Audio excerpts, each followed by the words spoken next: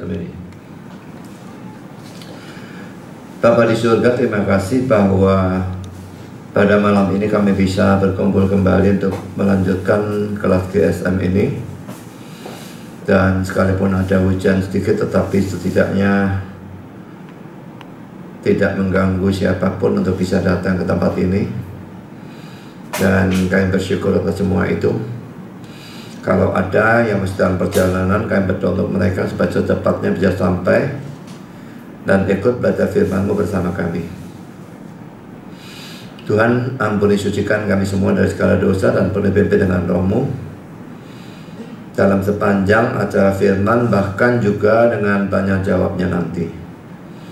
Dan tolong hamba belum menyampaikan, berikan kekuatan jasmani, pikiran, suara, berikan pengurapan dan kata-kata dan apapun yang dia butuhkan supaya seluruhnya bisa disampaikan dengan baik, dengan benar, dan dengan sejelas-jelasnya.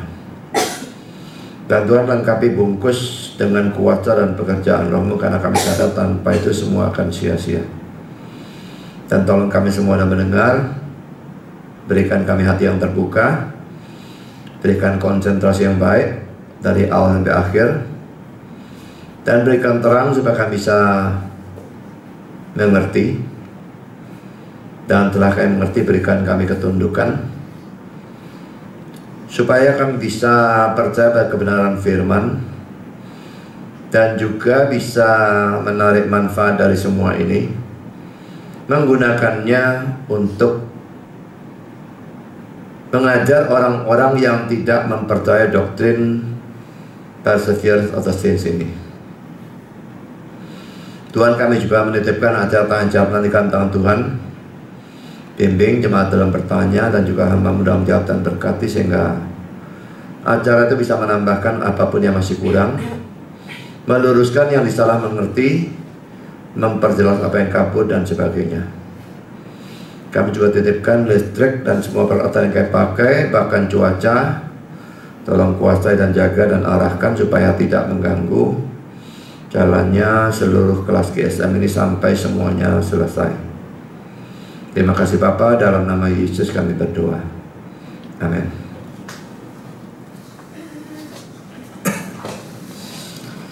Saudara, kita sekarang masuk pada poin yang kedua ya. Poin yang pertama itu ayat-ayat Alkitab yang menyuruh orang bertekun sampai akhir, melarang orang murtad, bahkan disertai ancaman dan sebagainya. Dan itu sudah kita bahas poin A, B, C, D terus sampai N. Dan ayat-ayat itu memang sering digunakan oleh orang-orang Armenia untuk menunjukkan bahwa kalau ada larangan murtad berarti orang tidak murtad. Kalau ada larangan murtad apalagi disertai ancaman binasa, maka orang tidak bisa melanggar, lalu ancamannya buat apa? Tapi kita sudah membahas itu dan sudah menyelesaikan. Sekarang kita membahas poin yang kedua, ayat-ayat Alkitab yang menunjukkan orang-orang yang murtad atau menunjukkan kemurtadan dalam Alkitab. Pada bagian awal saya akan membahas orang-orangnya ya. Jadi orang tertentu yang memang murtad, lalu nanti belakangan ayat-ayatnya yang sekalipun tidak ada orang khusus, tapi jelas membicarakan orang yang bisa, yang betul-betul murtad gitu ya, kelihatannya setidaknya murtadnya. Nah saudara, sekarang tentang orang-orang yang dianggap murtad dalam Alkitab. Dalam Alkitab ada 3 orang yang paling banyak dianggap sebagai orang-orang yang murtad, yaitu Salomo, Raja Saul, dan Yudas Iskariot. Mungkin 2 yang terakhir yang paling teman ya, Raja Saul dan Yudas Iskariot. Tapi Salomo ini juga. Nah, ada lagi beberapa orang yang menambahkan orang murtad ini Nabi dalam 1 Raja pasal 13. Baca sendiri ceritanya kalau saudara tidak. Ini cerita yang tidak terlalu umum. Lalu Bileam, lalu Simson, Ananias dan Safira, dan banyak lagi yang lain. Dalam bukunya yang berjudul Keselamatan Tidak Bisa Hilang, Pendeta Yusuf V.S. berulang kali menggunakan Raja Saul dan Yudas Iskariot sebagai contoh orang yang murtad. Nanti kata-katanya dia akan saya kutip, tapi pada waktu saya membahas Raja Saul dan Yudas Iskariot, ya.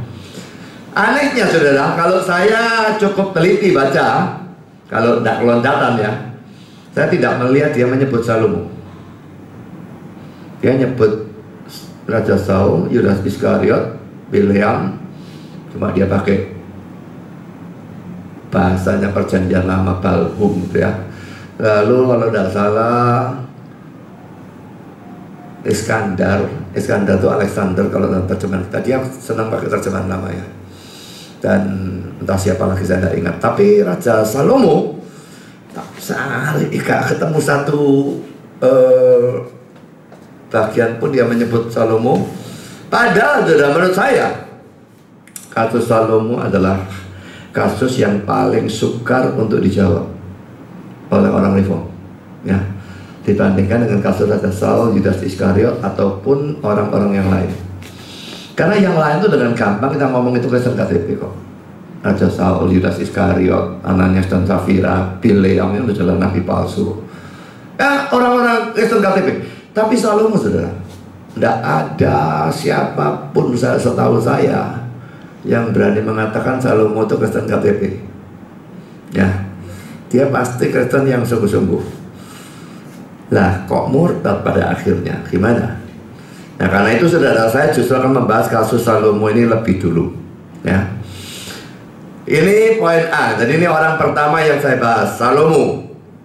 Saudara, kita akan baca 1 Raja-Raja pasal 11 ayat 1 sampai dengan ayat 43. Ini kejatuhan yang paling parah dari Raja Salomo itu, yang dianggap sebagai kemurtadannya dia. Ya, kita baca mulai dari ayat 1 ya. 1 Raja-Raja pasal 11. Adapun Raja Salomo mencintai banyak perempuan asing. Di samping anak Firaun, ia mencintai perempuan-perempuan Moab, Amon, Edom, Sidon, dan Het. Padahal tentang bangsa-bangsa itu Tuhan telah berfirman kepada orang Israel, janganlah kamu bergaul dengan mereka, dan mereka pun janganlah bergaul dengan kamu. Sebab sesungguhnya mereka akan mencondongkan hatimu kepada Allah-Allah mereka. Hati Salomo telah terpaut kepada mereka dengan cinta. Ia mempunyai 700 istri dari kaum bangsawan dan 300 gundik. Bayangkan ini rekor dunia sampai sekarang tidak pernah terpecahkan 1000 ya. Istri-istrinya itu menarik hatinya daripada Tuhan.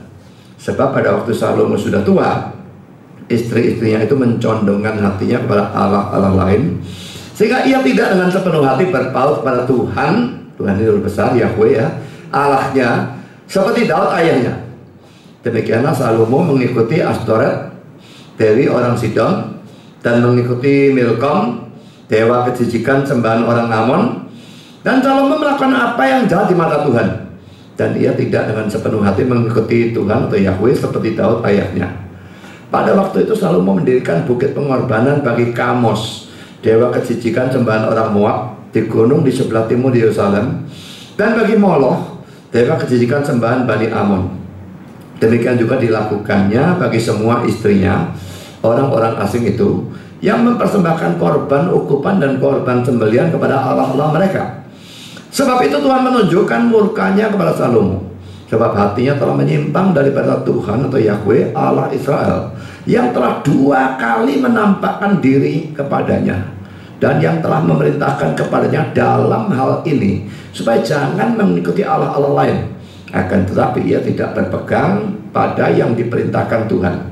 Lalu berfirmanlah Tuhan kepada Salomo, oleh karena begitu kelakuanmu, yakni engkau tidak berpegang pada perjanjian dan segala ketetapanku yang telah kuperintahkan kepadamu, maka sesungguhnya aku akan mengoyakkan kerajaan itu daripadamu, dan akan memberikannya kepada hambamu.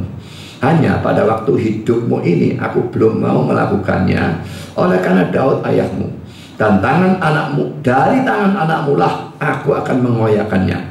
Namun demikian, kerajaan itu tidak seluruhnya akan kukoyakkan daripadanya. 1 suku akan kuberikan kepada anakmu oleh karena hambaku Daud, dan oleh karena Yerusalem yang telah kupilih. Kemudian Tuhan membangkitkan seorang lawan Salomo, yakni Hadad orang Edom. Ia dari keturunan Raja Edom. Sesudah Daud memukul kalah orang Edom, maka Panglima Yoab pergi menguburkan orang-orang yang mati terbunuh. lalu menewaskan semua laki-laki di Edom. 6 bulan lamanya Yoab diam di sana dengan seluruh Israel sampai dilenyapkannya semua laki-laki di Edom. Tetapi Hadad melarikan diri bersama-sama dengan beberapa orang Edom dari pegawai-pegawai ayahnya dan mengungsi ke Mesir. Adapun Hadad itu masih sangat muda. Mereka berangkat dari Midian lalu sampai ke Paran. Mereka membawa beberapa orang dari Paran. Lalu mereka sampai ke Mesir kepada Firaun raja Mesir. Ia ini memberikan rumah kepada Hadad, menentukan belanjanya, dan menyerahkan sebidang tanah kepadanya. Hadad demikian disayangi Firaun sehingga diberikannya kepadanya seorang istri, yakni adik istrinya sendiri, adik permaisuri Tahpenes. Lalu adik Tahpenes itu melahirkan baginya seorang anak laki-laki, Genubat namanya, dan Tahpenes menyapih dia di istana Firaun, sehingga Genubat ada di istana Firaun di tengah-tengah anak-anak Firaun sendiri. Ketika didengar Hadad di Mesir bahwa Daud telah mendapat perhentian bersama-sama dengan nenek moyangnya, dan bahwa panglima Yoab sudah mati juga, maka berkatalah Hadad kepada Firaun, biarkanlah aku pergi ke negeriku. Lalu bertanyalah Firaun kepadanya, tetapi kekurangan apakah engkau padaku ini, maka engkau tiba-tiba berniat pergi ke negerimu? Jawabnya, aku tidak kekurangan apapun, namun demikian biarkanlah juga aku pergi. Allah membangkitkan pula seorang lawan Salomo, yakni Rezon bin Eliada, yang telah melarikan diri dari tuannya, yakni Hadadezer raja Soba. Dia mengumpulkan orang-orang lalu menjadi kepala gerombolan. Ketika Daud hendak membunuh mereka, maka pergilah mereka ke Damsyik. Mereka diam di sana, dan disitulah mereka mengangkat Rezon menjadi raja. Dialah yang menjadi lawan Israel sepanjang umur Salomo. Ia mendatangkan malapetaka sama seperti Hadad yang muak akan orang Israel dan menjadi raja atas Aram. Juga Yerobeam bin Nebat, seorang Efraim dari Sereda, seorang pegawai Salomo, nama ibunya Serua, seorang janda, memberontak terhadap raja. Inilah alasannya mengapa ia memberontak terhadap raja. Salomo mendirikan Milo, dan ia menutup tembusan tembok kota Daud ayahnya. Yerobeam adalah seorang pangkas. Ketika Salomo melihat bahwa orang muda itu seorang yang rajin bekerja, maka ditempatkannya dia mengawasi semua pekerja wajib dari keturunan Yusuf. Pada waktu itu ketika Yerobeam keluar dari Yerusalem, Nabi Ahia orang Silo itu mendatangi dia di jalan dengan berselubungkan kain baru, dan hanya mereka berdua ada di padang. Ahia memegang kain baru yang di badannya, lalu dikoyakannya menjadi 12 koyakan. Dan ia berkata pada Yerobeam, ambillah bagimu 10 koyakan, sebab beginilah firman Tuhan Allah Israel, sesungguhnya aku akan mengoyakkan kerajaan itu dari tangan Salomo, dan akan memberikan kepadamu 10 suku. Tapi satu suku akan tetap padanya oleh karena hambaku Daud, dan oleh karena Yerusalem kota yang kupilih itu dari segala suku Israel. Sebabnya ialah karena ia telah meninggalkan aku, dan sujud menyembah kepada Astoret, Dewi orang Sidon, kepada Kamos, Allah orang Moab, dan kepada Milkom, Allah Bani Amon. Dan ia tidak hidup menurut jalan yang dikutunjukkan dengan melakukan apa yang benar di mataku, dan dengan tetap mengikuti segala ketetapan dan peraturanku seperti Daud ayahnya. Bukan dari tangannya akan kuambil seluruh kerajaan itu. Aku akan membiarkan dia tetap menjadi raja seumur hidupnya, oleh karena hambaku Daud yang telah kupilih, dan yang tetap mengikuti segala perintah dan ketetapanku. Tetapi dari tangan anaknya lah aku akan mengambil kerajaan itu, dan akan memberikannya kepadamu, yakni 10 suku. Dan kepada anaknya akan kuberikan 1 suku, supaya hambaku Daud selalu mempunyai keturunan di hadapanku di Yerusalem, kota yang kupilih bagiku, supaya namaku tinggal di sana. Maka engkau ini akan kuambil, supaya engkau memerintah atas segala yang dikehendaki hatimu, dan menjadi raja atas Israel. Dan jika engkau mendengarkan segala yang kuperintahkan kepadamu, dan hidup menurut jalan yang kutunjukkan, dan melakukan apa yang benar di mataku, dengan tetap mengikuti segala ketetapan dan perintahku, seperti yang telah dilakukan oleh hambaku Daud, maka aku akan menyertai engkau, dan aku akan membangunkan bagimu suatu keluarga yang teguh seperti yang kubangunkan bagi Daud, dan aku akan memberikan orang Israel kepadamu. Dan untuk itu aku akan merendahkan keturunan Daud, tapi bukan untuk selamanya. Lalu Salomo berikhtiar membunuh Yerobeam, tetapi Yerobeam bangkit dan melarikan diri ke Mesir, kepada sisa raja Mesir, dan di Mesirlah ia tinggal sampai Salomo mati. Selebihnya dari riwayat Salomo dan segala yang dilakukannya dan hikmatnya. Bukankah semuanya itu tertulis dalam kitab riwayat Salomo? Lamanya Salomo memerintah di Yerusalem atas seluruh Israel ialah 40 tahun. Kemudian Salomo mendapat perhentian bersama-sama dengan nenek moyangnya, dan ia dikuburkan di kota Daud ayahnya. Maka Rehabiam anaknya menjadi raja menggantikan dia. Saudara, sudah saya katakan bahwa pembahasan tentang Salomo paling suka dibandingkan yang lain-lainnya. Dan karena itu ini panjang sekali membahas tentang Salomo. Saya tidak tahu saya butuh berapa session, tapi yang pasti tidak bisa 1-2 session selesai, itu tidak bakal. Mungkin bisa 3, 4 atau lebih, saya tidak ngerti. Ya ikuti saja lah, pokoknya saya tidak peduli mau berapa session. Yang penting pokoknya saya bisa memberikan argumentasi yang jelas. Kasus Salomo tidak menentang poin kelima, perseverance of the saint, ya. Itu menjadi tekanan saya. Saudara, ada beberapa hal yang akan saya bahas dari teks yang panjang ini kan. Saya baca seluruhnya, itu ada maksudnya. Memang kalau saudara lihat yang bagian tengah-tengah kalau dibaca kayak apa, nggak ada urusan dengan murtadnya Salomo. Tapi saudara, ada maksudnya. Saya baca semua, nanti saya akan melihat maksudnya apa. Ya, ada beberapa hal yang ingin saya bahas. Saudara, pertama, pembicaraan tentang dosa atau merosotnya kerohanian Salomo, ya, katakanlah jatuhnya dia, ya, itu sebenarnya sudah dimulai dalam 1 Raja-Raja pasal 10. Dalam Raja-Raja pasal 11 yang baru kita baca ini memuncaknya betul-betul hancur-hancuran karu-karuan. Dalam pasal 10, saudara, apa dosanya dia?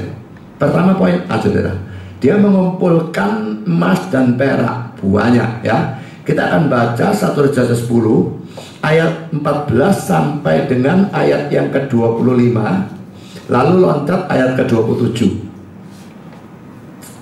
Adapun emas yang dibawa kepada Salomo dalam 1 tahun seberat 666 talenta. Kok bisa 666 ya? Belum terhitung yang didapat dari saudagar-saudagar dan dari pedagang-pedagang dan dari semua raja Arab dan bupati-bupati di negeri itu. Talenta itu besar sekali, saudara, ya. Jadi kalau 666 itu bukan main banyaknya, saudara, ya. Dan itu 1 tahun, ya. Dan itu belum terhitung yang dari saudagar dan sebagainya, ini macam-macamnya. Sekarang ayat 16. Raja Salomo membuat 200 perisai besar dari emas tempaan. Bayangkan, saudara, perisai itu gede, 200 dari emas, ya. 600 sikal emas dipakainya untuk setiap perisai besar. Ia membuat juga 300 perisai kecil dari emas tempaan. 3 minak emas dipakainya untuk setiap perisai kecil. Lalu raja menaruh semuanya itu dalam gedung hutan Libanon. Saya kira itu satu tempat di dalam bait Allah, ya. Juga raja membuat takhta besar dari gading. Bayangkan, takhta dari gading itu apa, ya? Yang disalutnya dengan emas tua. Gadingnya sudah mahalnya bukan main, sekarang pakai emas lagi, ya. Takhta itu 6 tingkatnya. Bisa bayangkan? Gimana tahtanya 6 tingkat, ya? Pada takhta itu ada di sebelah belakang sebuah kepala bundar. Dan pada kedua sisi tempat duduk ada kelek-kelek. Saya tidak tahu kelek-kelek itu apa. Mau lihat Inggris itu, ya. Di samping kelek-kelek itu berdiri 2 singa. Sedang 12 singa berdiri di atas ke-6 tingkat itu sebelah menyebelah. Belum pernah diperbuat yang demikian bagi sesuatu kerajaan. Belum pernah, ya. Segala perkakas minuman Raja Salomo dari emas, dan segala barang di gedung hutan Libanon itu dari emas murni. Tidak ada barang perak, sebab orang menganggap perak tidak berharga pada zaman Salomo. Saking banyaknya emas, perak itu barang buangan, gitu, ya. Sebab di laut raja mempunyai kapal-kapal Tarsis bergabung dengan kapal-kapal Hiram. Dan sekali 3 tahun kapal-kapal Tarsis itu datang membawa emas dan perak serta gading, juga kera dan burung merak. Raja Salomo melebihi semua raja di bumi dalam hal kekayaan dan hikmat. Seluruh bumi berikhtiar menghadap Salomo untuk menyaksikan hikmat yang telah ditaruh Allah di dalam hatinya. Mereka datang masing-masing membawa persembahannya, yakni barang-barang perak dan barang-barang emas, pakaian, senjata, rempah-rempah, kuda dan bagal. Begitulah tahun demi tahun. ya, kumpulkan banyak emas perak, ya, juga di sini sudah termasuk sebetulnya. Ya. Lalu ayat 27, raja membuat banyaknya perak di Yerusalem sama seperti batu, saking banyaknya sudah gak ada harganya, sudah ya. Dan banyaknya pohon kayu ara sama seperti pohon ara yang tumbuh di daerah bukit. Saudara, ini hal pertama yang buruk. Nanti saudara akan lihat kenapa kok buruk, ya. Tapi sekarang saya tunjukkan, pokoknya dia kumpulkan emas perak banyaknya, bukan main. Sekarang poin B, saudara, dia mengumpulkan banyak kuda dan kereta. 1 Raja 10 tadi ayat 26-nya akan kita loncati ya. Lalu 26 kita baca, 28, 29. Salomo mengumpulkan juga kereta dan orang berkuda, sehingga ia mempunyai 1.400 kereta dan 12.000 orang berkuda, yang semuanya ditempatkan dalam kota-kota kereta dan dekat raja di Yerusalem. Ayat 28, kuda untuk Salomo didatangkan dari Misraim dan dari Kewe. Saudagar-saudagar raja membelinya dari Kewe dengan harga pasar. Sebuah kereta yang didatangkan dari Misraim berharga sampai 600 shikal perak, dan seekor kuda sampai 150 shikal. Dan begitu juga melalui mereka dikeluarkan semuanya itu kepada semua raja orang Het dan kepada raja-raja Aram. Jadi saudara, kalau poin pertama emas perak, poin kedua ini banyak kuda dan kereta. Dan sekarang saudara, dalam 1 Raja pasal 11 yang tadi kita baca, dia kumpulkan yang paling hebat dari semua, banyak istri, 700 istri plus 300 gondek. Mungkin ini bilangan pembulatan, katanya nggak masuk akal kalau pas jangkep 1000 itu aneh katanya. Ya tahu jangkep sama dia ya. Oh ini kok pas 996, itu tambah lagi pas 1000. Ya saya nggak tahu, tapi saya kira kemungkinannya ini adalah suatu pembulatan. Tapi saudara, ada beberapa penafsiran, penafsir ya. Setidaknya penafsir satu ini tidak percaya jumlah 1000 ini. Ini Albert Barnes ya. Dia mengatakan dalam komentarnya tentang ayat 3, dia berkata demikian, bilangan-bilangan ini kelihatannya berlebihan bagi banyak pengkritik. Tapi kalau pengkritik bilang berlebihan, apa peduli amat dengan pengkritik itu ya. Dan harus diakui bahwa sejarah tidak memberikan kasus paralel terhadap bilangan-bilangan ini. Dalam Kidung 6 ayat 8, bilangan dari istri-istri Salomo dikatakan sebagai 60, dan bilangan dari gondek-gondeknya 80. Jadi mungkin bahwa teks di tempat ini telah mengalami kerusakan. Jadi penyalinan itu salah gitu, akhirnya dari. Nah untuk 700 kita mungkin seharusnya membaca 70. Nah Kidung Agung 6 ayat 8, permaisuri ada 60, selir 80, dan darah-darah tak terhitung banyaknya. Ini tidak dihitung sama dia ya.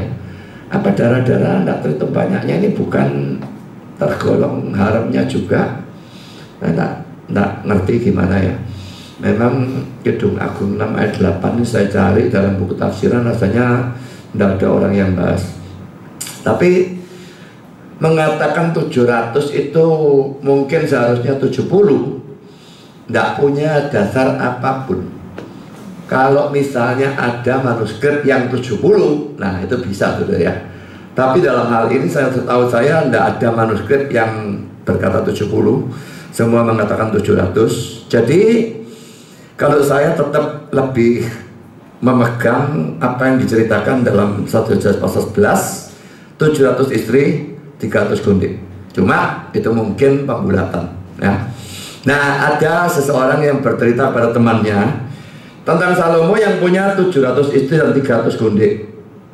Dan dia lalu mengatakan bahwa Salomo memberikan istri-istrinya makanan-makanan yang mewah. Ya sudah pastilah, dia kaya, istri ya masih 1000 kasih makan mewah ya gak masalah. Temannya menyela, aku tidak peduli dia memberi istrinya makanan apa. Makanan apa yang Salomo sendiri makan? Bisa melayani 700 istri dan 300 gondek, makan apa? Makan Viagra? Jadi tentu saja lelucon, tapi ya bisa dibayangkan saudara, kalau istrinya memang 1000, 3 satu hari, maka satu istri dapat giliran setahun sekali. rata-rata lah kira-kira kasar-kasarannya. Setahun sekali, gak bayangan ya. Saudara, dari banyaknya istri ini, Adam Clarke sudah mengatakan bagaimana orang seperti itu bisa saleh. Zaman sekarang kita tidak menganggap seorang Kristen sebagai saleh kalau ia mempunyai istri kedua. Lalu bagaimana dengan orang yang mempunyai 1000 istri atau gonde? Tapi dari kata-kata ini jangan anggap bahwa Adam Clarke menganggap Salomo tidak Kristen ya. Dari komentar-komentar yang lain jelas Adam Clarke menganggap Kristen, tapi murtad, binasa. Lah ini dia pakai sebagai dasar. Kristen bisa murtad, bisa binasa, berarti keselamatan bisa hilang.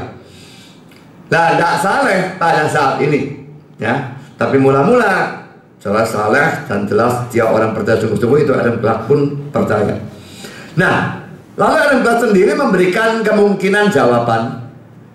Dia mengatakan demikian, apakah mungkin bahwa orang seperti itu yang dipikat atau, nah ini belum jawaban, nanti di bawah di jawabannya ya, ini masih tambahan komentar ya. Apakah mungkin bahwa orang seperti itu yang punya 1000 istri itu ya, yang dipikat atau diasihkan oleh jumlah perempuan sebanyak itu bisa mempunyai kesalehan apapun terhadap atau bagi Allah? Kita hampir tidak bisa mengakui seseorang yang mempunyai istri kedua atau gonde sebagai mempunyai rasa takut pada Allah. Maka dalam keadaan apa seseorang harus atau pasti ada yang mempunyai 1000 istri? Saudara, sebetulnya kalau dia mengatakan kata-kata seperti ini, saudara, istri kedua saja dianggap tidak mungkin takut kepada Allah, maka dia nyerang seadanya orang-orang saleh dalam perjanjian lama, saudara. Abraham istrinya 3, Daud banyak, sudah tidak tahu berapa sudah, dan Yakub juga 4, sangat banyak, saudara. Nah, sekarang ini dia yang berikan sebagai jawabannya, tapi jawaban ini rasanya dia sendiri tidak setuju, cuma ya kemungkinan jawaban dia. Kita bisa berusaha untuk mencari alasan untuk semua ini dengan mengatakan itu merupakan kebiasaan atau tradisi di timur untuk mempunyai banyak perempuan.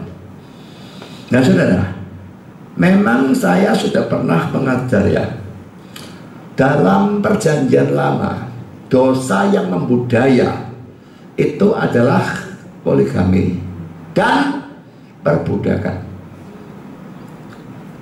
Sama seperti perbudakan, saudara. Kalau sekarang, zaman sekarang ya, katakanlah pendeta mau punya budak, betul-betul budak ya, hamba, bukan pelayan ya. Saudara ngomong apa, saudara? Pendeta punya budak itu. Bagaimana itu?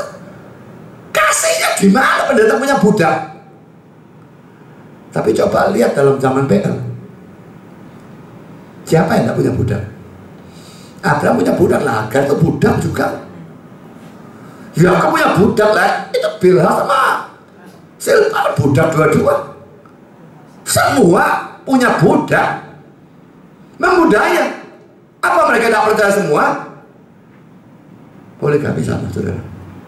Begitu budaya zaman PL sampai zaman abad pertama dan sebagainya masih ya, zaman Romawi dan waktu masih sangat parah. Dua itu membudaya luar biasa.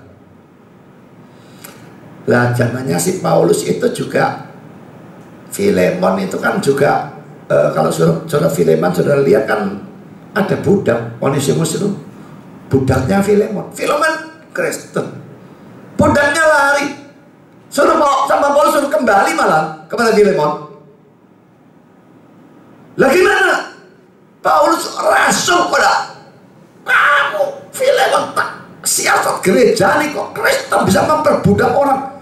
Tidak ada, saudara. Tidak ada sedikit pun disalahkan. Apa poinnya, saudara? Jelas memang dalam zaman kapanpun, pada waktu ada dosa-dosa yang membudaya, Tuhan itu lebih toleran. Ingat ya, saya tidak bilang dosa itu bukan dosa, tetap dosa, tapi dia toleran.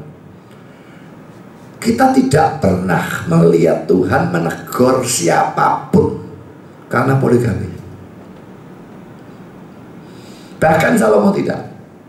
Salomo ditegur karena istri asing. Nanti kita akan lihat itu. Bukan karena poligami ya. Kalau poligami tadi Daud kan juga sudah mestinya. Nggak ada. Mana ada teguran? Apakah Abraham ditegur? Abraham ditegur.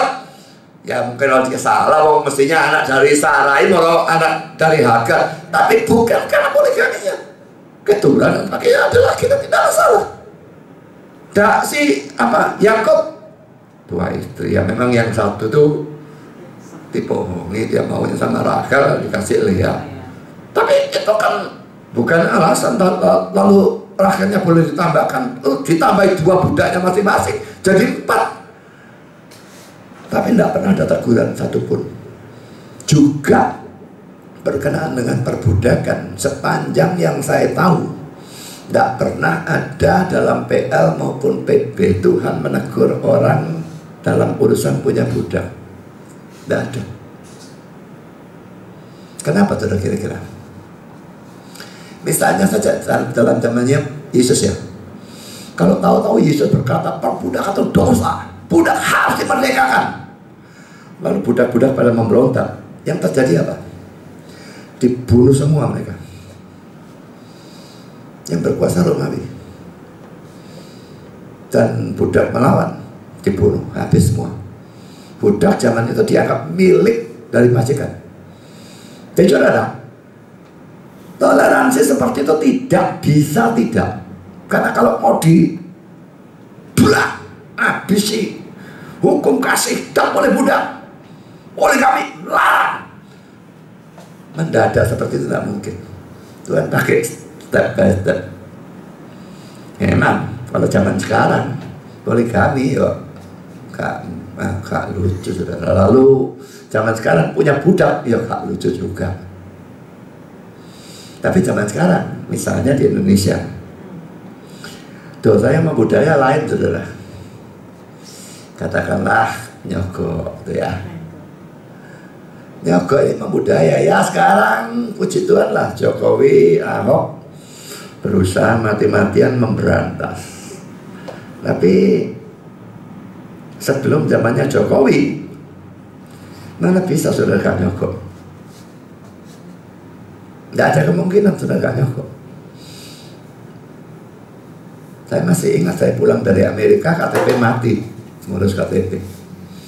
KTP sudah mari tuh, pegang itu. Tuh sih. Ngomongnya Kak Uwen, saya kepingin nunjuk sukuan betul tak uang. Tapi saya di Amerika 3 tahun nggak pernah soko-sokoan, tahu pulang sini kayak datang ngurus KTP taruh belakangnya duit. Tuh ngamuk tengah mati sudah. Saya mau apa? Kalau mau kasih duit tadi kayak KTP sudah. Jadi harus kasih sudah, itu mah budaya. Saya salah? Tidak menurut saya. Saya merasa saya ditodong. Oh apa? Saya ditodong mau dari kasino. Bisa milih nyawa aku saja. Itu ya sudah kasino. Yang salah adalah kalau kita nyogok menyuruh orang itu melakukan hal yang salah. Kalau itu kan dia memang harusnya ngasihkan KTP itu ke saya. Nah dia nodong ya sudah tak kasih. Tapi dia tak kasih supaya dia melakukan tugasnya, bukan tak kasih supaya dia melakukan yang salah. Saudara misalnya mau ngambil SIM, sudah bisa ujiannya, saudara yakin lulus. Ujian praktek sudah bisa, tapi gak dilulus, kenapa gak kasih duit? Ya sudah kasih orang duit, kok repot. Karena tugasnya dia kan meluluskan, karena memang sudah bisa nyetir kok. Nah kalau harus dikasih duit supaya melakukan tugasnya, ya sudah kasih saja. Tapi kalau saudara memang tidak, saudara punya anak, katakanlah umurnya sih 14 gitu ya, saya belum wayangnya punya SIM. Itulah Pak, gantian tak tahu nih lah umurnya 18 pokoknya keluar SIM lah apa-apa lah. Lah ini nyogok supaya dia melakukan hal yang salah. Itu saya tidak bisa terima ya. Jadi saya sendiri, saya tidak peduli orang mau salahkan saya. Waktu saya ngajar seperti di Kupang, saya dianggap sesat. Saya karepe orang goblok itu mau anggap saya sesat, dan saya tidak peduli. Tapi saya yakin tidak ada kemungkinan saudara kita tidak nyogok belas ya. Kita tidak bisa hidup karena semua waktu itu harus pakai duit, harus pakai duit, harus pakai duit, tidak bisa tidak ya. Lah Jadi kalau zaman itu membudaya, dosanya membudaya, memang biasanya Tuhan toleransi. Ingat ya, saya tidak bilang lalu jadi lakukan saja sakarep-karepmu, pokoknya dosa membudaya. Saya tidak bilang begitu ya. Tapi Tuhan itu cukup pengertian, sukar, dia tahu, dia melihat itu. Ya, jadi menyamakan keadaan zaman sekarang dan keadaan zaman dulu di tempat itu, di mana poligami memang sangat-sangat membudaya, apalagi bagi seorang raja, merupakan sesuatu yang tidak benar. Tidak bisa disamakan, saudara. Mau disamakan dulu dengan sekarang, itu sama sekali tidak cocok. Pada zaman itu di sana hampir semua orang saleh, beriman dan saleh, nabi dan sebagainya, mempraktekkan poligami maupun pergundikan. Abraham, Yakub, Daud dan sebagainya. Saya kira saya nggak usah jelaskan, saudara semua tahu. Adam Clarke juga mengatakan bahwa ada orang yang mengatakan bahwa di antara para istri itu ada yang diperistri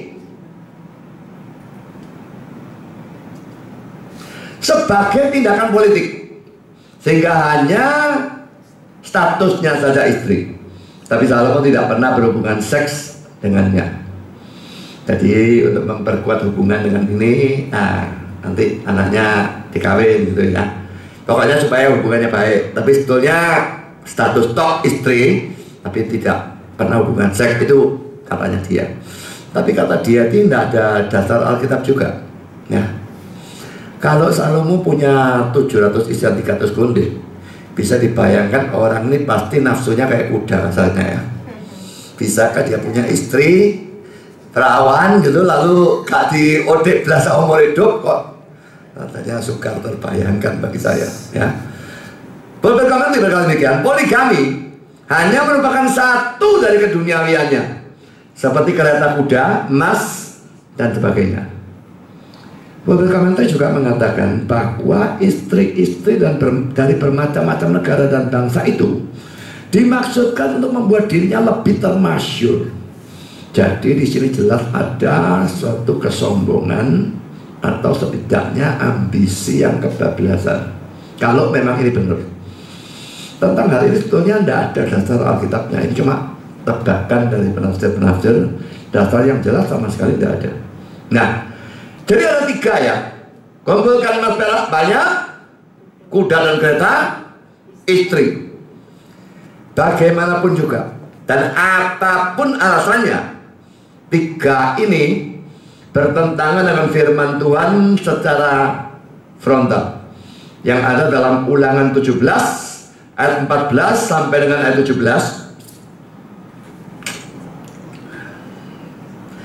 Apabila engkau telah masuk ke negeri yang diberikan kepadamu oleh Tuhan Allahmu dan telah mendudukinya dan diam di sana, kemudian engkau berkata, aku mau mengangkat raja atasku seperti segala bangsa yang di sekelilingku, maka hanya raja yang dipilih Tuhan Allahmu yang harus kau angkat atasmu. Dari tengah-tengah saudara-saudaramu haruslah engkau mengangkat seorang raja atasmu. Seorang asing yang bukan saudaramu tidaklah boleh kau angkat atasmu. Ini ada yang menggunakan katanya barusan ini, oh makanya kan sama toh Islam dengan Kristen podo. Ini bukan Kristen sebetulnya, ini kan Israel ya. Apakah itu berlaku dalam zaman Kristen? Saya tidak yakin sama sekali. Ini Israel sudah ya. Nah, untuk mereka ya masuk akal gitu ya. Ayat 16, hanya janganlah ia memelihara banyak kuda, dan janganlah ia mengembalikan bangsa ini ke Mesir untuk mendapat banyak kuda. Sebab Tuhan telah berfirman kepadamu, janganlah sekali-kali kamu kembali melalui jalan ini lagi. Juga janganlah ia mempunyai banyak istri, supaya hatinya jangan menyimpang. Emas dan perak pun janganlah ia kumpulkan terlalu banyak. Jadi saudara, yang dilarang itu banyak kuda, lalu banyak emas dan perak, terlalu banyak istri ya. Jadi sebetulnya hukum yang melarang raja poligami itu ada, jelas-jelasan memang ada. Kalau orang awam poligami, hukum yang eksplisit tidak ada tuh dalam PL ya. Tapi implisit sebetulnya adalah Allah ciptakan satu Adam, satu Hawa, keduanya menjadi satu daging. Tidak pernah dikatakan dia ciptakan satu Adam dengan 4 Hawa, lalu kelimanya jadi satu daging. Tidak ada aturan model seperti itu, saudara. Jadi saudara, untuk raja hanya istri dikatakan jangan banyak ya, supaya hatimu jangan menyimpang. Lalu emas, perak, lalu kuda. Kenapa kok kuda tidak boleh ya? Kuda dan keretanya untuk perang ya. Mungkin kalau pasukannya terlalu kuat, dia bisa jadi besar kepala, sombong, nggak bersandar kepada Tuhan dalam perang dan sebagainya. Dan Tuhan tidak mau itu, mungkin itu ya. Lalu kalau emas dan perak, semua saudara ya, harta itu pokoknya kalau sudah kebanyakan tidak tambah bagus biasanya ya. Makin banyak duitnya, makin orang jadi hamba atau budak dari hartanya dan tidak menggunakannya dengan baik. Dan mempunyai banyak istri sama saja ya. Kalau banyak istri pasti ngeladeni istri yang banyak. Ini kemauannya macam-macam. Pertama butuh banyak uang, kedua butuh banyak perhatian. Akhirnya perhatian dan semua yang sebetulnya untuk Tuhan mau tidak mau terbagi-bagi, yang untuk Tuhan tinggal sangat sedikit ya. Jadi saudara, kalau ini salah, saya tidak ragukan. 3 yang dia kumpulkan banyak, emas, perak, kuda, kereta, istri banyak, ini jelas-jelas bertentangan frontal dan itu jelas dosa. Poin kedua, yang ditekankan di sini, yang dikecam di dalam 1 Raja pasal 11 ini, bukan banyak istri, tapi istri-istri asing. Memang poligaminya jelas juga adalah dosa. Kita sudah melihat dalam Ulangan 17 ayat 17a itu jelas tak boleh banyak ya.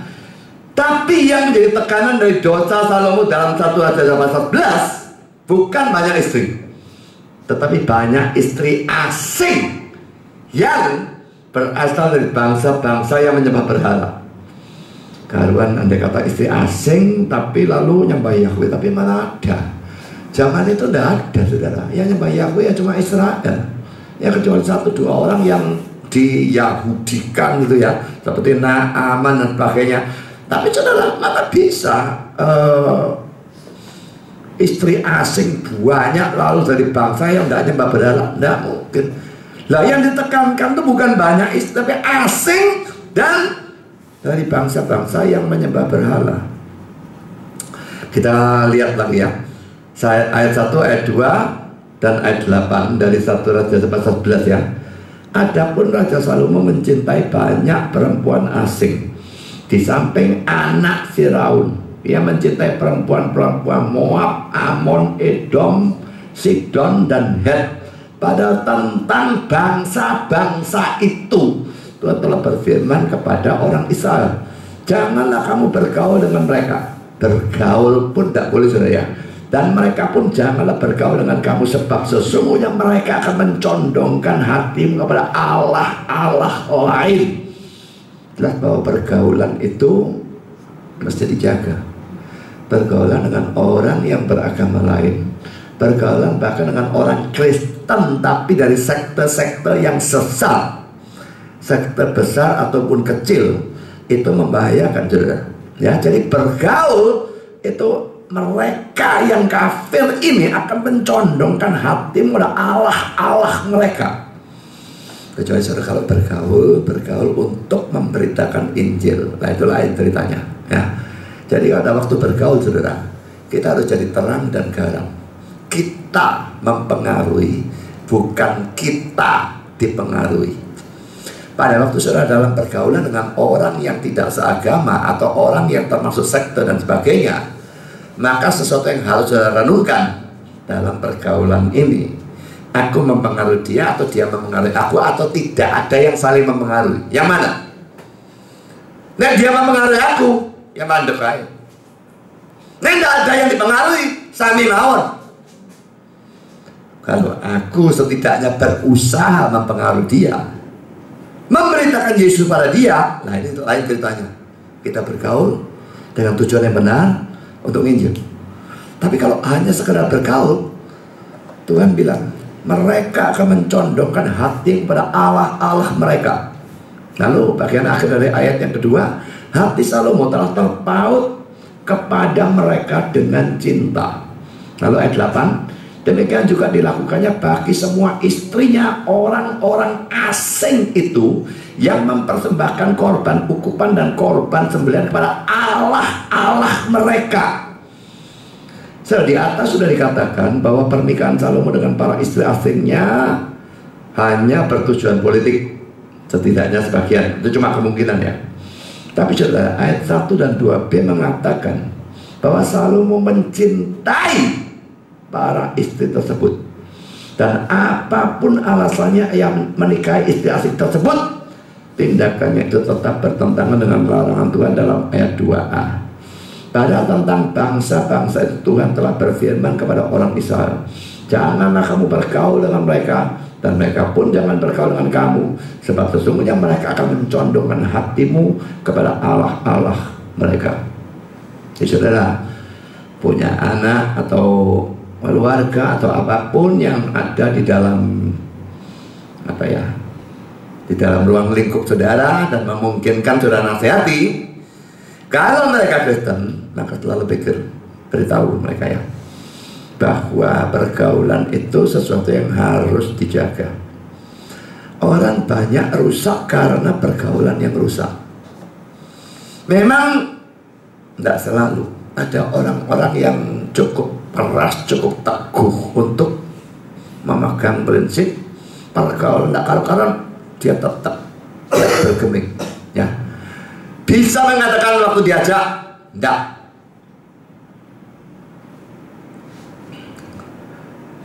Dalam kasus-kasus tertentu, saya tergolong orang model seperti itu. Orang ngajak, dak, mau ngomong, dak, detik, nari, terus tak bentak ya, ngamuk. Tapi tidak semua orang bisa begitu. Ada orang yang sungkanan, dan orang Indonesia yang sungkanan itu mayoritas. Nah, sungkan sudah diajak, terus diajak. Ya weslah sekali-sekali dituruti. Nah, tapi sudah ada sekali, ada 2 kali, ada 3 kali, akhirnya banyak kali, berkali-kali, gak mari-mari malahan. Nah, saudara, ini sesuatu yang memang membahayakan. Pergaulan yang buruk merusakkan kebiasaan yang baik. Itu kata-kata Paulus, jelas kan? Jadi kalau tidak boleh bergaul sama sekali dengan orang yang kafir, tentu tidak ya. Lalu yang nginjilin mereka siapa? Tapi menjaga dalam pergaulan, jangan sampai kita dirusak, dan seharusnya kita yang mempengaruhi dan bukan kita yang dipengaruhi. Kan saudara, komentar dari Albert Bahn tentang ayat 2 berbicara secara ketat. Larangan dalam hukum Taurat tentang pernikahan campuran dibatasi pada bangsa-bangsa Kanaan. Tetapi prinsip dari larangan itu diterapkan secara sama kepada orang-orang Moab, Amon, dan Edom, yang semuanya berbatasan dengan tanah suci, dan diterapkan seperti itu oleh Esra 9 ayat 1 dan Nehemia 13 ayat 23. Jadi kalau secara strict dilihat di dalam larangan bergaul dan sebagainya, itu yang dimaksudkan bangsa Kanaan. Tapi karena tujuannya, kenapa tidak boleh bergaul? Supaya tidak terpengaruh dengan ajaran kafir mereka dan dewa-dewa mereka. Maka ya lucu kalau yang lain-lain sama kafirnya, sama nyembah dewanya, lalu tidak apa-apa. Itu tidak masuk akal. Dan karena itu saya kira secara benar Esra dan Nehemia menerapkan bukan hanya pada bangsa-bangsa Kanaan, tetapi bangsa-bangsa Moab, Amon, Edom yang pokoknya juga nyembah berhala. Kita lihat ayatnya ya. Esra 9 ayat 1. Sesudah semuanya itu terlaksana, datanglah para pemuka mendekati aku dan berkata, orang-orang Israel awam, para imam, dan orang-orang Lewi tidak memisahkan diri. Bayangkan, bukan orang awam toh, imam, orang Lewi tidak memisahkan diri dari penduduk negeri dengan segala kekejiannya, yakni dari orang Kanaan, orang Het, orang Feris, orang Yebus, orang Amon, orang Moab, orang Mesir, dan orang Amori. Saudara, kalau saudara mau baca ini, baca terus sampai pasal selanjutnya, pasal 10 selesai, ayat 44. Berarti 2 pasal, Yesaya 9 dan Yesaya 10. Saudara bisa baca dan lihat ya bagaimana lanjutannya. Terlalu panjang kalau saya bacakan di sini 2 pasal, gak lucu saya pikir. Ya, baca sendiri. Lalu sudah Nehemia 13 ayat 23-27. Pada masa itu juga kulihat bahwa beberapa orang Yahudi memperistri perempuan-perempuan Asdod, perempuan-perempuan Amon, atau perempuan-perempuan Moab. Sebagian dari anak-anak mereka berbicara bahasa Asdod atau bahasa bangsa lain itu, dan tidak berbicara bahasa Yahudi. Aku menyesali mereka, kukutuki mereka, dan beberapa orang di antara mereka kupukul dan kucabut rambutnya, dan kusuruh mereka bersumpah demi Allah demikian: jangan sekali-kali kamu serahkan anak-anak perempuan pada anak-anak lelaki mereka, atau mengambil anak-anak perempuan mereka sebagai istri untuk anak-anak lakimu atau untuk dirimu sendiri. Bukankah Salomo raja Israel telah berbuat dosa karena hal semacam itu?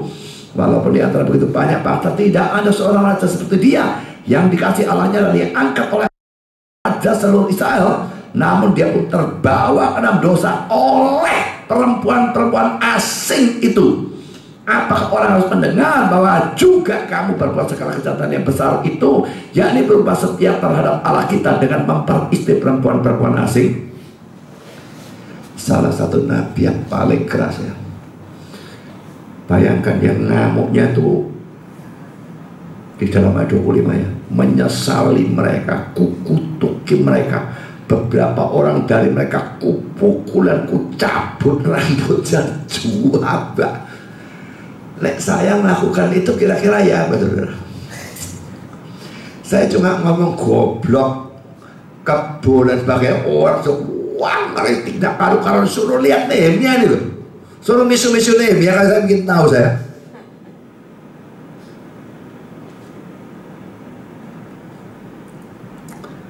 Israel kalau sudah baca pasal 9 pasal 10 juga menyuruh menceraikan dan sebagainya. Ini wah marahnya luar biasa.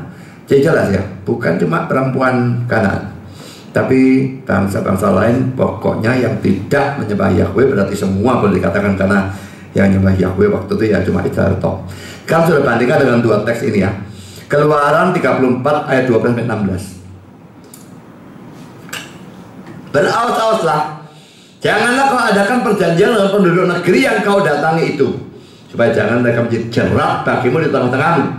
Sebaliknya, mezbah-mezbah mereka haruslah kamu rubuhkan, tugu-tugu berhala mereka kamu remukkan, dan tiang-tiang berhala mereka kamu tebang. Sebab janganlah engkau sujud menyembah berhala lain, karena Tuhan yang namanya cemburuan, mestinya cemburu ya, adalah Allah yang cemburu. Janganlah engkau sampai mengadakan perjanjian dengan penduduk negeri itu. Apabila mereka berzina dengan mengikuti Allah mereka dan mempersembahkan korban pada Allah mereka, maka mereka akan mengundang engkau, dan engkau akan ikut makan korban sembelihan mereka. Apabila engkau mengambil anak-anak perempuan mereka menjadi istri anak-anakmu, dan anak-anak perempuan itu akan berzina dengan mengikuti Allah mereka, maka mereka akan mengujuk juga anak-anakmu laki-laki untuk berzina dengan mengikuti Allah mereka. Tujuannya semua ya, kayaknya kayak dikekang, aduh kawin tak boleh gini, tak boleh, cerewet banget Tuhan. Tapi Tuhan jelas sekali punya tujuan yang bagus supaya jangan mereka disesatkan. Karena pernikahan dengan orang yang beragama lain membuat sangat mungkin mereka tertarik lalu masuk ke dalam agama itu. Kalau tidak, anak-anaknya juga ikut pada agama itu. Dan ini yang Tuhan tidak mau. Dan kalau kita melihat sejarahnya Salomo, itu bahkan terjadi pada Salomonya sendiri kan. Sudah dilarang, sudah diperingati. Dia bukan saja tidak bergaul, dia bergaul, lebih dari bergaul, menggauli, kawin. Ya, akhirnya apakah dia tidak terpengaruh? Dia raja yang saleh, raja yang penuh dengan hikmat, luar biasa tanpa tandingan. Dia akui oleh semua orang. Tapi sudah dia saja tertarik oleh agama-agama kafir itu, sampai menyembah dewa-dewa mereka dan sebagainya. Tapi tentang penyembahan itu nanti kita akan bahas dengan lebih teliti. Nah, kita lihat teks yang lain, Ulangan 7, 1-5.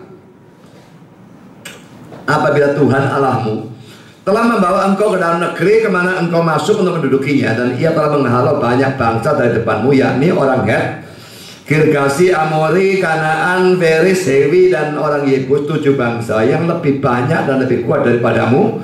Dan Tuhan Allahmu telah menyerahkan mereka kepadamu sehingga engkau memukul mereka kalah. Maka, ini penduduk Kanaan ya, maka haruslah kamu menumpas mereka sama sekali. Janganlah engkau mengadakan perjanjian dengan mereka, perjanjian damai, tidak ada, bunuh semua ya. Dan janganlah engkau mengasihani mereka. Oh, perempuan kasihan, lakinya toh dibunuh. Anak kecil kasihan, nggak bisa, Tuhan nggak mau tahu, bunuh semua. Ayat 3, janganlah juga engkau mengawin dengan mereka. Ini tujuan ke arah, kalau sudah ada perjanjian, pergaulan, akhirnya kawin campur ya. Janganlah juga engkau mengawin dengan mereka. Anakmu perempuan janganlah kau berikan kepada anak laki-laki mereka, ataupun anak perempuan mereka jangan kau ambil bagi anakmu laki-laki. Saudara, setahu saya di dalam agama lain itu ada yang kalau lakinya mereka kawin sama perempuan lain tidak apa-apa, nah terbalik tidak boleh. Dianggap laki lebih bisa mempengaruhi yang perempuan daripada sebaliknya. Tapi kalau Alkitab kita tidak ya, waktu itu zaman Israel, anakmu perempuan kawin dengan laki kafir juga tidak boleh, anakmu laki kawin dengan perempuan kafir juga sama tidak bolehnya. Ini lebih fair ya. Ayat 4, sebab ini alasannya lagi, jadi tidak bergaul supaya tidak kawin, tidak kawin supaya apa? Ini alasannya ayat 4, sebab mereka akan membuat anakmu laki-laki menyimpang daripadaku sehingga mereka beribadah kepada Allah lain. Maka murka Tuhan akan bangkit terhadap kamu dan ia akan memusnahkan engkau dengan segera. Tapi beginilah kamu lakukan terhadap mereka, mezbah mereka harus kamu rubuhkan, tugu-tugu berhala mereka kamu remukkan, tiang-tiang berhala mereka kamu hancurkan, dan patung-patung mereka kamu bakal habis. Saudara, rasanya suruh basmi sama sekali ya, bukan cuma tentaranya, tapi perempuan, anak, basmi semua. Ingat ya, Tuhan itu hakim seluruh bumi ya. Orang-orang itu berdosa, bahkan bayi. Tuhan punya hak untuk membunuh, menghukum mati. Tuhan punya hak. Israel cuma jadi algojonya. Tuhan punya hak untuk menghukum mati seluruh manusia di dunia. Kalau ada yang dia hukum mati, bahkan dia selamatkan di dalam nama Kristus, itu kasih karunia-Nya, dan dia tidak punya kewajiban untuk memberikan kasih karunia-Nya kepada seadanya orang. Bayi dia mau bunuh, adil, memang lahir dalam dosa kok. Sejak Adam jatuh dosa, semua lahir dalam dosa. Perempuan peduli dia dosa, Tuhan mau hukum mati, haknya Tuhan kok. Nah, saya cuma jadi algojonya. Tuhan tahu andai kata tidak dibunuh, dan memang dalam kenyataannya tidak dibunuh. Kalau saya belajar kita pakai hakim tidak dibunuh. Akhirnya yaitu kawin campur apa tak? Ya jadinya Israelnya nyembah berhala tidak karu-karuan. Dan saudara, ini bukan sebetulnya bukan merupakan larangan kawin antar bangsa, tetapi larangan kawin antar agama atau kepercayaan. Mengapa ditekankan bangsa? Karena sekali lagi dalam zaman PL, Israel tak yang nyembah Yahweh, yang lain siapa, yang mana saudara ya. Jadi sebetulnya bukan larangan kawin antar bangsa. Tidak ada rasial, diskriminasi ras dalam urusan ini, tidak. Yang ada diskriminasi agama. Tuhan tidak mau agama mereka yang benar, karena kawin campur, ketularan agama-agama yang tidak benar, lalu nyembah berhala dan sebagainya. Itu alasannya. Jadi jangan bilang ini larangan kawin antar bangsa lalu digunakan pada zaman sekarang. Ini tidak benar sama sekali ya. pokok seiman, bangsanya berbeda, itu tidak ada masalah sama sekali sebetulnya. Memang kalau ngomong akan ada problem bisa, karena setiap bangsa itu punya tradisi dan kebudayaannya sendiri. Dan pada waktu terjadi pernikahan antar bangsa, kebudayaan yang berbeda bisa menimbulkan konflik. Tapi saudara, Tuhan tidak melarang. Siapakah kita berani melarang? Pokoknya seiman, ya. Jadi pokok seiman. Kalau saya, ya saya cuma memperingatkan beda bangsa, beda suku bisa menimbulkan konflik. Tapi strict, Tuhan tidak melarang. Jadi kamu yang pikirkan diri dalam hubunganmu dengan orang yang bangsanya beda ini, apakah perbedaan kebudayaan dan tradisi itu menimbulkan konflik, iya atau tidak? Kalau enggak, ya jalan asal sukamu, enggak ada larangan kok. Ya, jadi ini bukan larangan kawin antar bangsa, tapi antar agama pasti. Dan kalau dibandingkan dengan ayat perjanjian baru, maka jelas lebih nemen lagi. Dalam perjanjian baru gak ada urusan bangsanya sama sekali tidak disebut. Malahan dikatakan Yunani atau Yahudi semua satu dalam Kristus. Batas antara bangsa Yahudi dan bangsa lain sudah buang semua. Batasnya sekarang di dalam atau di luar Kristus. Itu saja. Mari kita lihat dua ayat ini ya. 1 Korintus 7 ayat 39. Istri terikat selama suaminya hidup. Kalau suaminya telah meninggal, ya bebas untuk kawin dengan siapa saja yang dikehendakinya, asal orang itu adalah seorang yang percaya. Tentu dalam konteks Alkitab percaya itu percaya pada Kristus ya, bukan percaya pada Tuhan gitu toh, tidak bisa. Bukan sekedar punya agama, tidak. Bahkan tidak lalu Kristen KTP, tidak bisa. Ini orang percaya yang sungguh-sungguh. Kalau ini Kristen sungguh-sungguh, hanya boleh kawin dengan Kristen sungguh-sungguh. Memang untuk tahu pasti tidak bisa. Tapi setidaknya kita lihat betul-betul ngecek calon istriku atau calon suamiku ini Kristen sungguh-sungguh, iya atau tidak. Kecuali kalau aku tidak sungguh-sungguh, ya sudah, memang KTP, memang kawin sama KTP, kawin dari kasir, gak apa-apa. Tapi kalau Kristen sungguh-sungguh, harus kawin dengan Kristen sungguh-sungguh juga. Nggak bisa, enggak. 2 Korintus 6 ayat 14-17. Janganlah kamu merupakan pasangan yang tidak seimbang dengan orang-orang yang tidak percaya. Tidak betulnya agamanya apa, termasuk agamanya Kristen. Kalau dia tidak percaya Kristus, biarpun agamanya Kristen, tidak boleh. Ya, sebab persamaan apakah terdapat antara kebenaran dan kedurhakaan? Atau bagaimanakah terang dapat bersatu dengan gelap? Persamaan apakah yang terdapat antara Kristus dan Belial? Apakah bagian bersama orang-orang percaya dengan orang-orang yang tak percaya? Apakah hubungan bait Allah dengan berhala? Karena kita ini adalah bait Allah, dari Allah yang hidup menurut firman Allah ini. Aku akan diam bersama-sama dengan mereka dan hidup di tengah-tengah mereka.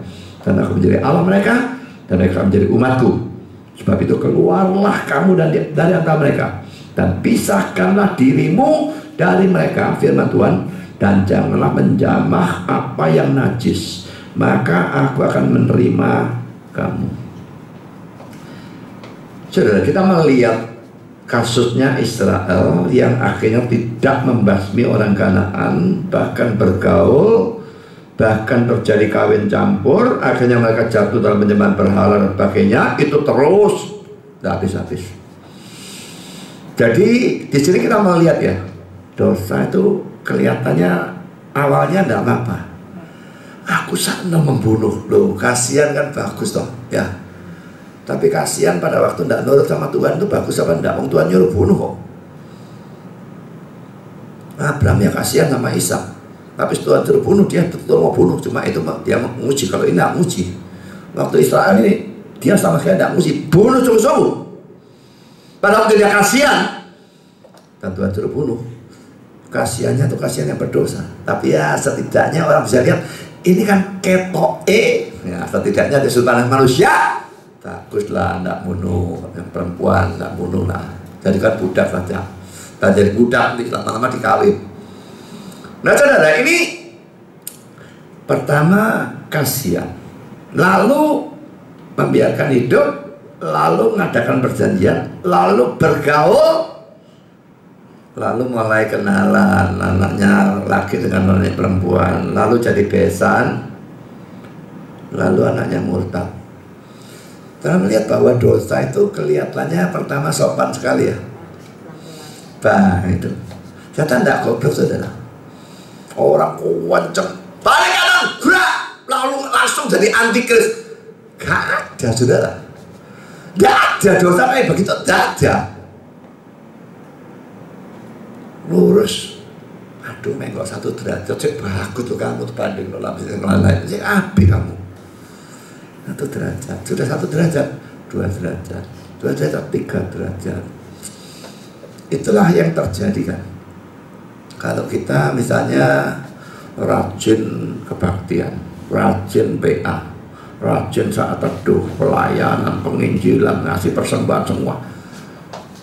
Setan itu balik kanan, gerak, sembah berhala. Nggak ada. Nggak mungkin ada orang seperti itu, saudara. Dia mungkin berkata, hari ini TV ini api, nonton terus lah. Barang sudah malam, ngantuk, tak apa-apa, asal teduh kelontatan sekali 1 kali ya kok. Tapi 1 kali, besoknya ngantuk lagi 2 kali. Mungkin seminggu lagi jadi 2 kali, seminggu, sebulan lagi jadi 3 kali. Nah, lalu mulai digerokoti yang lain, PA-nya, PA kebaktian kan sudah ada firman Pak Budi Dowo lah. Pak Budi khotbah saja, jangan di gereja lain udah 3 khotbah. Jadi cukup kerja kamu tuh 3 kali datang. Nah, setan disajak ngomong kayak gitu, bolos sekali. Tapi saudara protol tetap belar. Habis. Ingat saudara, setan itu pintar ya. Kalau dia mau menghancur leburkan rohani saudara, dia melakukannya sedikit demi sedikit, tanpa terasa, tahu-tahu habis. Salomo sendiri cuma pertama-tama mengumpulkan perak dan emas, mengumpulkan kuda dan kereta. Istri tentu tidak dari 1 tahu-tahu jadi 1000 dalam 1 hari, tentu tidak. Aduh, apa aku lebih akil, aku bilang Daud istrinya. Dan itu, wah, dianggap salah dan sebagainya. Masa aku tidak boleh 2? Ya, jadi 2 jadi 3 sih kalah sama bapakku. Terus Daudnya disalib. Nah, kan populer, baca akhir-akhir titik lah. Tapi disalibnya beda banyak, jadi 1000. Dan saudara, apa sebabnya kok bisa orang dengan hikmat seperti Salomo kok bisa melakukan tindakan yang secara rohani jelas luar biasa bodohnya? Kalau dia masih poligami, toh itu tidak terlalu bodoh, biarpun tetap bodoh ya, tapi tidak bodoh sangat nemen. Tapi pada waktu poligami dan istri itu istri asing yang menyembah berhala, ini bodohnya kebablasan saudara. Ya. Tapi mengapa dia lakukan? Ini kata-kata Matthew Poole. Mungkin ya, mungkin Salomo mengira dirinya sendiri terlalu bijaksana untuk ditarik kepada penyembahan berhala oleh istri-istrinya. Ini sesuatu yang mungkin. Dari mana-mana orang datang menyaksikan hikmat Salomo, termasuk Ratu Sheba. Sampai dijadikan filmnya jadi karu-karuan ke Alkitab biasa sudah. Gak cocok belas ceritanya. Tapi pokoknya benar, orang-orang datang menyaksikan hikmat Salomo dan Ratu Sheba, ngakui setelah ketemu setengah pun gak, sing tak denger gak ada setengah. Begitu luar biasa hikmatnya. Dan saudara, pada waktu semua orang menyanjung dia berhikmat dan sebagainya, Salomo tetap orang berdosa, bukan? Tidak bisa kan muncul kesombongan. Iya, tapi kan dia benar omongan orang-orang. Siapa sih nantinya aku? Gak ada. Hikmatku luar biasa hebatnya kok. Nah, akhirnya kesombongannya membuat dia jatuh. Saudara, sombong ini bahaya, saudara. Sangat berbahaya. Nah, berarti kita tidak boleh muji orang, tapi hati-hati memang muji orang. Termasuk pendeta saudara, atau siapapun pendeta yang saudara anggap hebat, dan lalu banyak dipuji, bisa membuat kepalanya besar, lalu justru dia jatuh dan hancur-hancuran. Saudara, apakah kemungkinan ini? Sangat bisa. Terlalu bijaksana.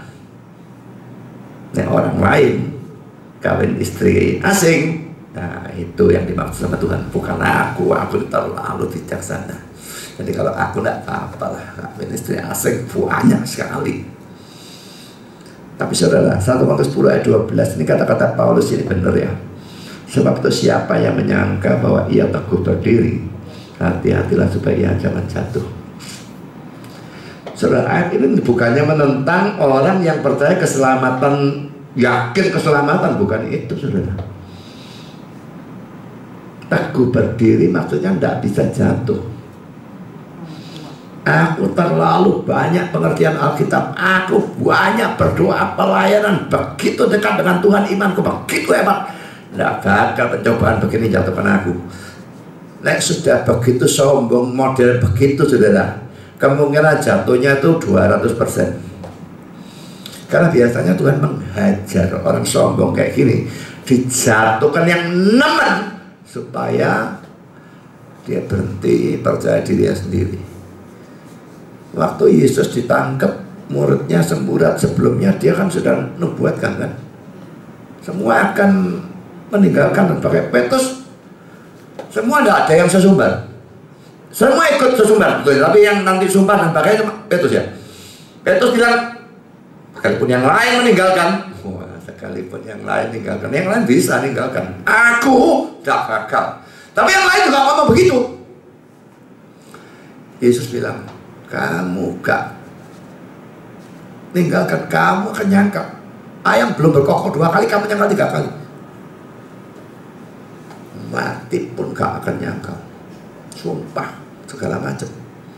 Yakin, saya yakin dia tidak muncul. Dia merasa dia bisa. Yang lain tidak ada yang sesumbar sebesar Petrus. Tapi mereka juga percaya diri sendiri.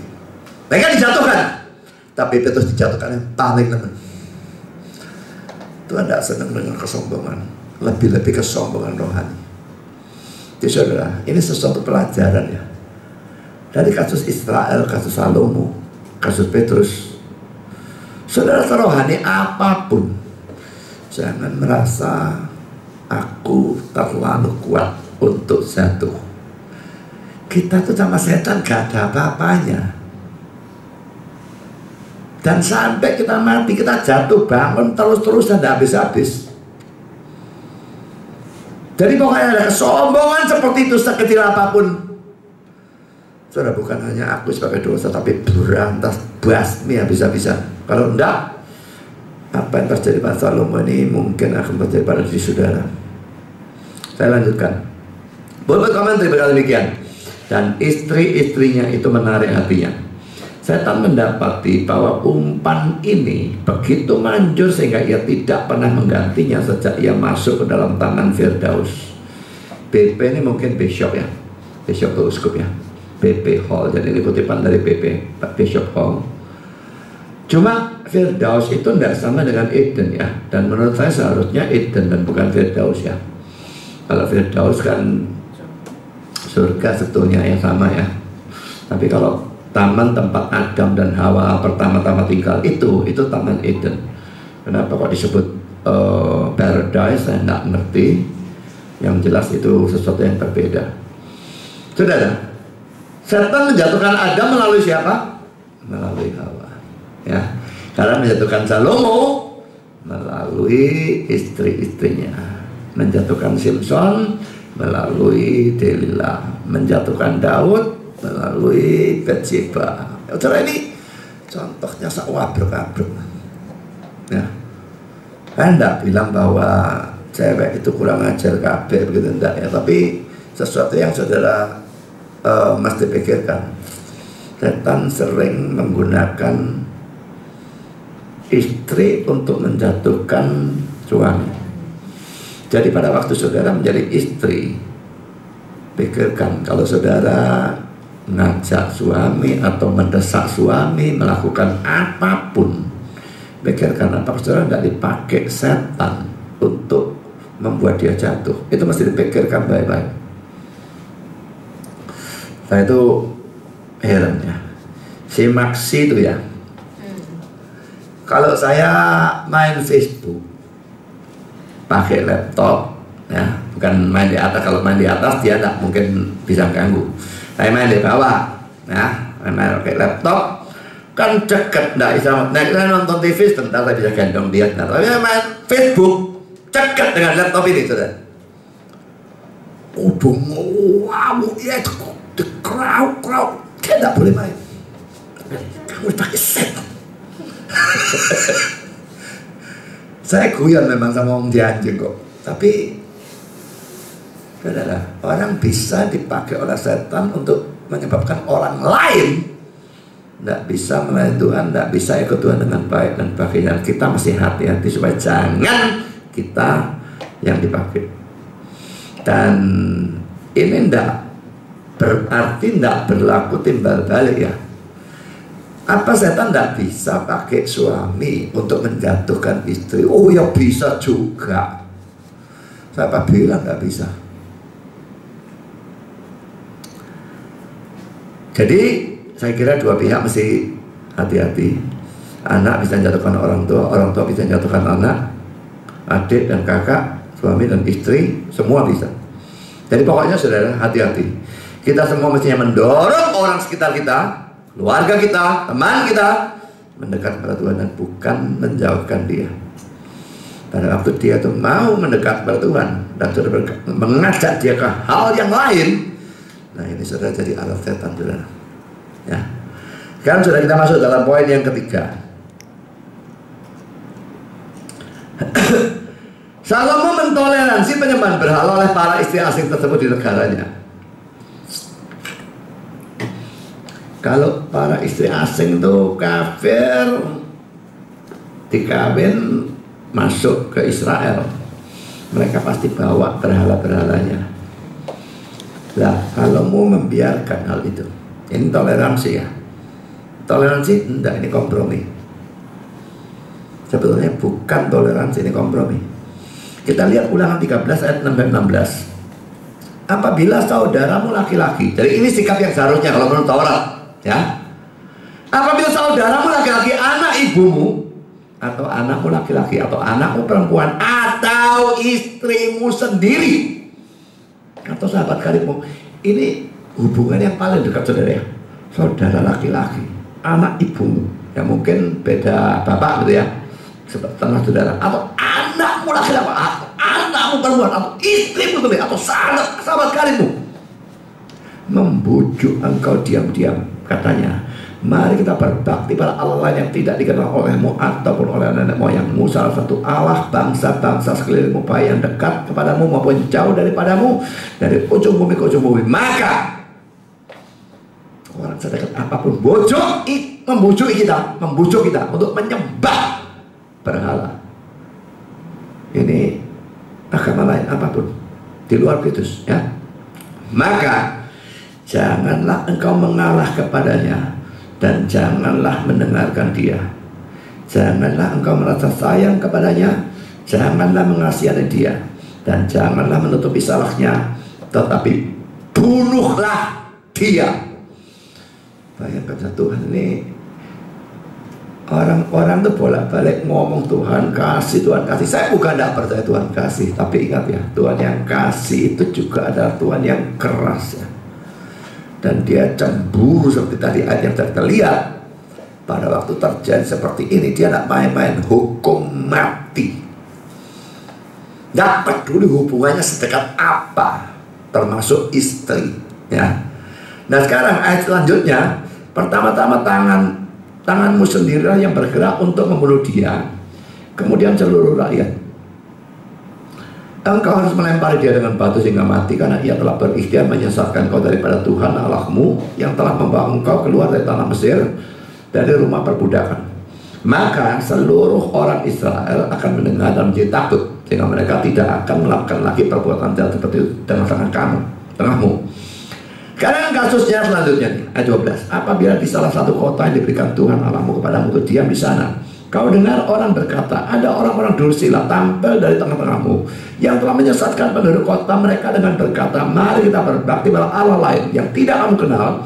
Maka haruslah engkau memeriksa, menyelidiki, dan menanyakan baik-baik. Jikalau ternyata benar dan sudah pasti bahwa kekejian dilakukan di tengah-tengahmu, maka periksa baik-baik. Jangan cuma terus lalu turun tangan hukum mati, tidak boleh ya. Periksa. Kalau memang ternyata benar sudah pasti memang ada hasutan seperti itu, maka bunuhlah dengan mata pedang penduduk kota itu, tumpaslah dengan mata pedang kota itu, dan sebagainya. Silahkan baca terus sampai ayat 16 selesai. Saudara, jadi sebetulnya yang dilakukan oleh Salomo seharusnya itu, pada waktu istri-istrinya itu membawa dewa-dewanya lalu ngadakan penyembah berhala, maka mestinya dia hukum mati itu istri. Tapi tidak dia hukum mati, habis istrinya kak cita 1000. Saudara, kafir mayoritas, mungkin kafirnya saya tidak ngerti. Yang harus dia lakukan bunuh. Dia sayang, dikatakan cinta. Cinta bisa jadi dosa dan karu-karuan. Pada waktu cinta itu membuat kita melanggar firman. Dia menoleransi, atau lebih tepat berkompromi, dengan membiarkan istri-istrinya tidak dihukum mati, bahkan dibiarkan melakukan penyembahan berhala, padahal itu pasti berpotensi menarik orang-orang Israel yang lain juga jatuh ke dalam penyembahan berhala itu. Sekarang poin keempat, pada masa tuanya Salomo tertarik kepada penyembahan berhala dari para istri asing tersebut. Bahkan dia sendiri mendirikan kuil bagi berhala-berhala tersebut. 1 Raja 11 ayat 3-8. Ia mempunyai 700 istri dari kaum bangsawan dan 300 gondek. Istri-istrinya itu menarik hatinya daripada Tuhan. Coba pada waktu Salomo sudah tua, aneh, kenapa kok baca waktu sudah tua masih lebih rentan atau gimana, atau lebih sombong atau apa, tidak ngerti. Pada waktu Salomo sudah tua, istri-istrinya itu mencondongkan hatinya pada Allah lain yang tidak dengan sepenuh hati berbuat pada Tuhan Allahnya seperti Daud ayahnya. Demikianlah Salomo mengikuti Astoret dewi orang Sidon dan mengikuti Milkom dewa kejikan sembahan orang Amon. Dan Salomo melakukan apa yang jahat di mata Tuhan, dan ia tidak dengan sepenuh hati mengikuti Tuhan seperti Daud ayahnya. Pada waktu itu, ini saudara, dia bukan cuma ikut nyembah, dia mendirikan bukit pengorbanan bagi Karmos dewa kejijikan sembahan orang Moab di gunung di sebelah timur Yerusalem, dan bagi Moloch dewa kejijikan sembahan Bani Amon. Demikianlah juga dilakukannya bagi semua istrinya orang-orang asing itu yang mempersembahkan korban ukupan dan korban sembelihan pada Allah mereka. Dia mengikuti istri A nyembah dewa A, istri B nyembah dewa B, melok semua. Dia dirikan juga kuil bagi ini, kuil bagi ini, kuil bagi ini, kuil bagi ini. Seharusnya dia cuma dirikan hanya untuk Yahweh, yang untuk yang lain tidak bisa dilakukan tanpa menabrak Yahweh-nya sendiri.